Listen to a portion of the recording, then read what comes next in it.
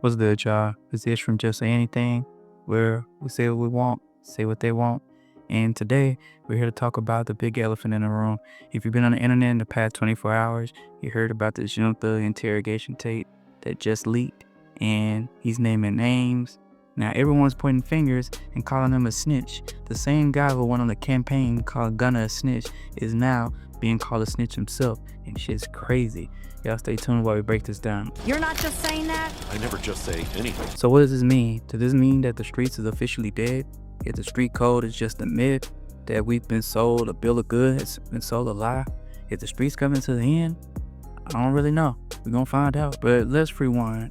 When Gunna took the Alfred plea back in 2022, basically pleading guilty, admitting guilt to saying YSL was a gang, people was automatically and immediately said that he folded. He admitted that YSL was a gang, it was out of line, the whole brand switched up on him, the entire rap game switched up on him, I was looking more confused because I ain't no street guy, but they all took a plea deal eventually. That one line was enough to have the brand, the world, everyone switch up on Gunna. Young Thug stood tall at that time. He was going on a campaign throwing shade at Gunna, letting the world know that slime doesn't respect rats. But now that interrogation tape dropped, and now people looking at him like, hey bro, you was saying a lot of things inside their room. You was mentioning Pee Wee Roscoe name during that Lil Wayne tour bus thing, and that whole situation is very sketchy. But everybody looking at us like, hey bro, ain't that snitching? I mean, you just like Gunna, so why were you trying to project on him? And of course, you know, Young Thug, his camp, and himself gonna say it's out of context. Y'all just don't know what's going on. He wasn't incriminating Roscoe, but why did you even mention his name?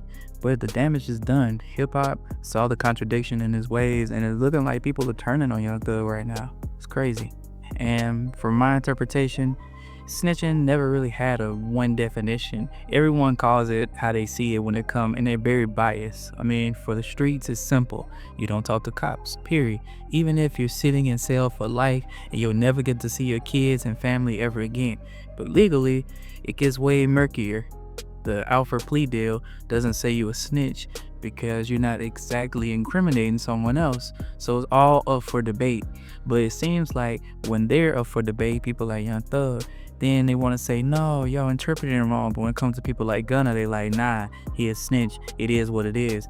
And people looking at us like, hey, this whole thing is too messy and all y'all look weak, to be honest with you. And one of the problems with hip hop is it doesn't have nuance. I mean, once the snitch label is on you, it sticks harder than Gorilla Glue. But it looks like a lot of people are not even caring about these narratives anymore. Seems like that's something in the past, because you see rappers like Gunna, Boston Richie are beating some of these allegations, and people still listening to their music because it jams at the day. Because at the end of the day, hip hop is an art form, it's music, it's the genre. So some of those street politics shouldn't make someone listen to your music opposed to not listening to your music, because you could be the most solid person in the streets and have terrible music.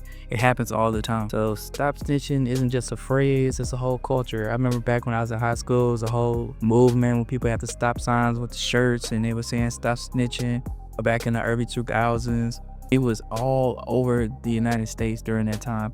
I mean, Cameron went on 60 Minutes during an interview and he literally was like, hey, I ain't saying nothing. He wouldn't even talk to the reporters. You had rappers like Ice Cube, NWA, countless other people throughout history who built their branding on loyalty, and that meant silence. But to be real, it was a lot of entertainment, marketing, selling images, because in reality, some of the very people and the very rappers you looked up to, the so-called kingpins, they snitched as well too. So it's just like, hey, everybody out here snitching, man. It's a man for themselves and they need to act like it. I mean, for example, you have Alpo Martinez, Harlem legend. He was moving bricks in the 80s, one of the most feared people back in the day.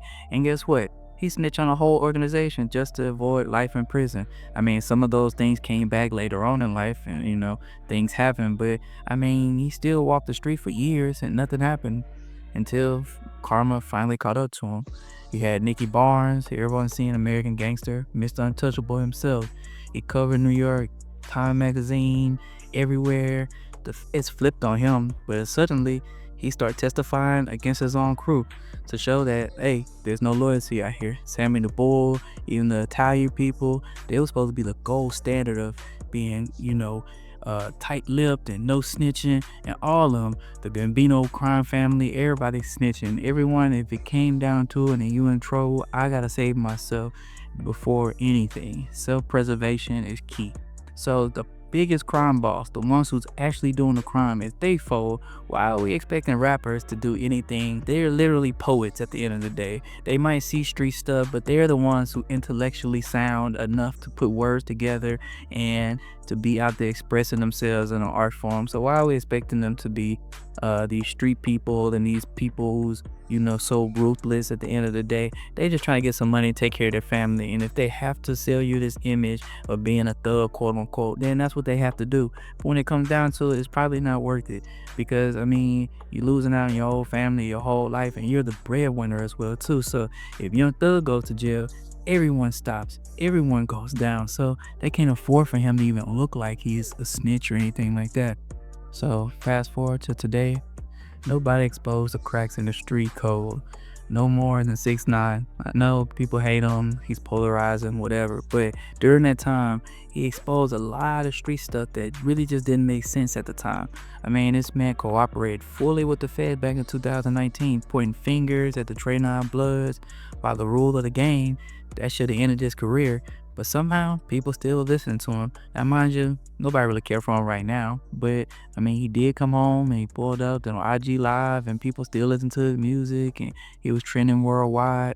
Did the streets clamor? Yes, he'll never have that demographic ever again, but I mean, he's still out there somewhere. He's still living.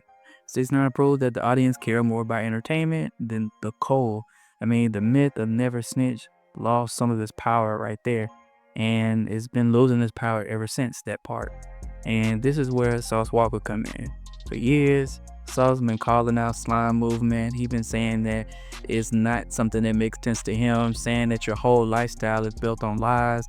Folks said he was just hating. People was just saying that Young Thug more lit than you.